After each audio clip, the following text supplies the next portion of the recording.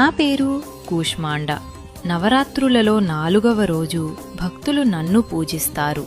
నా పేరులోని అర్థం ఏమిటంటే, కు అంటే చిన్నదైన, ఉష్మ అంటే తాపం, అండ అంటే బ్రహ్మాండం. ఒక్క చిరునవ్వుతో, ఒక్క తాపంతో నేను ఈ విశ్వాన్ని సృష్టించాను. ప్రపంచం ఇంకా చీకటిలో మునిగిపోయి ఉండగా ఆ శూన్యంలో నేను నవ్వాను. ఆ నవ్వే మొదటి తేజస్సు.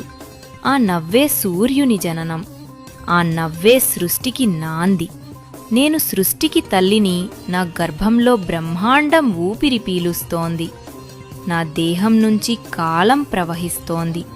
నాలోనే మొదలై నాలోనే కలిసిపోతుంది సృష్టి. ఈరోజు నీ హృదయంలో దాగిన చీకటికి నీ చిరునవ్వుతో తేజాన్ని ఇవ్వు.